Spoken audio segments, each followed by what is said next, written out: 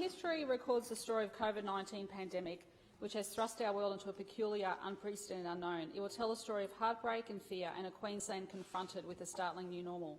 It will tell a story of ordinary Queenslanders faced with extraordinary circumstances, a time when families were forced from workplaces through no fault of their own, a time when business across the board faced the toughest decisions of a generation, a time when huge sacrifices were forced to be made, when the ordinary things we take for granted and do each and every day were suddenly no longer acceptable or allowed.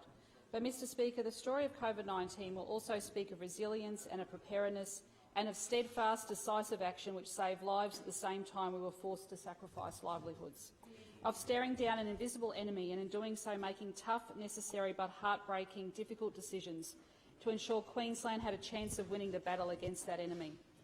As we move forward to overlay our economic recovery atop our considerable success on our health response, it will show that Queensland took measured and safe and responsible steps towards economic recovery.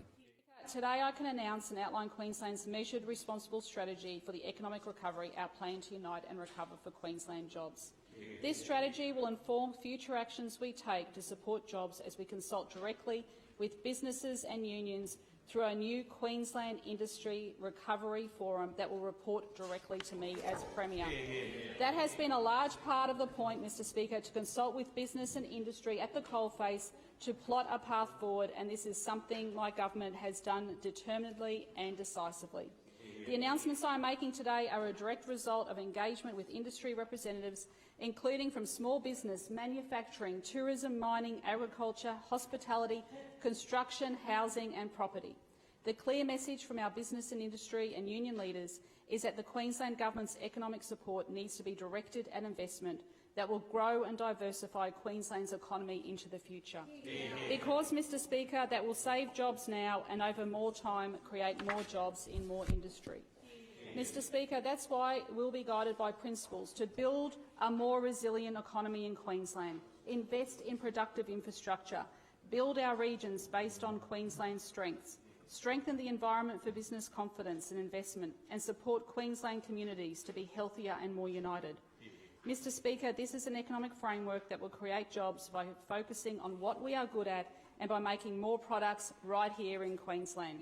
We have an opportunity now to promote Queensland as one of the safest places in the world for investment, with the most secure supply of goods for global markets.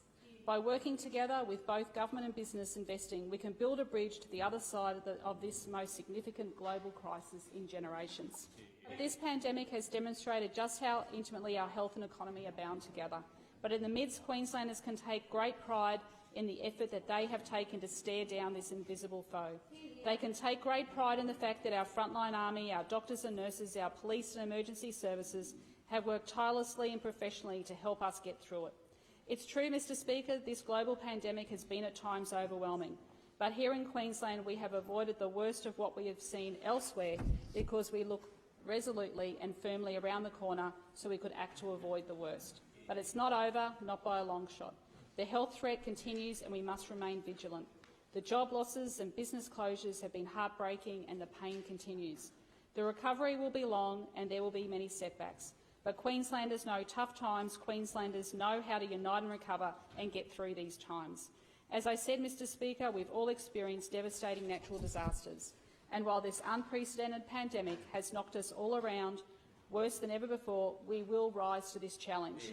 We will emerge stronger because that's what we do. We will emerge at the other end united, stronger and more caring. Queenslanders know we're better together. Just as they know, and I implore each and every one of us to remember, there is no better place to be in the world right now than Queensland.